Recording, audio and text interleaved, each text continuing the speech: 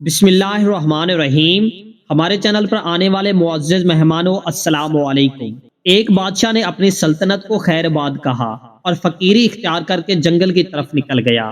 شہزادوں نے بادشاہ کو بے حد تلاش کیا۔ آخر ایک دن دیکھا کہ بادشاہ دریا کے کنارے ایک درخت کے سائے میں بیٹھا اپنی پوشاک سی رہا ہے۔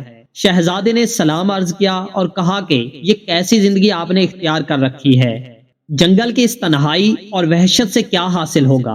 ادھر پوری سلطنت بے یار و مددگار آپ کے انتظار میں بیٹھی ہے، میرے ساتھ محل میں چلیے اور اپنی سلطنت کو سنبھالیے۔ بادشاہ نے کوئی جواب نہیں دیا۔ شہزادے نے غصے سے بادشاہ کے ہاتھ سے سوئی لے کر دریا میں پھینک دی اور کہا کہ اب تو آپ کو میرے ساتھ جانا ہی پڑے گا۔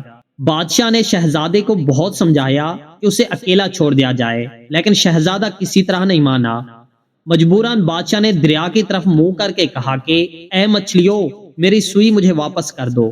چند لمحوں بعد شہزادے نے دیکھا کہ سینکڑوں مچھلیاں اپنے اپنے منہ میں سونے کی سوئیاں لے کر حاضر ہو گئی۔ بادشاہ نے پھر مچھلیوں سے کہا کہ نہیں، مجھے صرف میری سوئی چاہیے جو شہزادے نے دریا میں پھینکی ہے۔ اتنے میں ایک بڑی مچھلی نمودار ہوئی اور اس کے منہ میں وہی سوئی تھی۔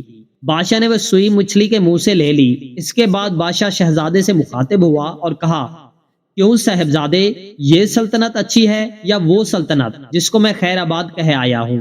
شہزادہ اس واقعے سے بہت متاثر ہوا اور عرض کیا کہ میں نے آپ کے معاملات میں مداخلت کی ہے، مجھے معاف کر دیجئے۔ بادشاہ نے شہزادے کو گلے سے لگا لیا اور بولا، جاؤ بیٹا، اپنی سلطنت کو سنبھالو، وہاں تمہاری زیادہ ضرورت ہے، مجھے میرے حال پر چھوڑ دو۔ شہزادہ سلام عرض کر کے محل کی طرف روانہ ہو گیا۔ اس واقعے میں جس بادشاہ کا ذکر کیا گیا ہے، تاریخ انہیں حضرت ابراہیم بن ادھم کے نام سے یاد کرتی ہے۔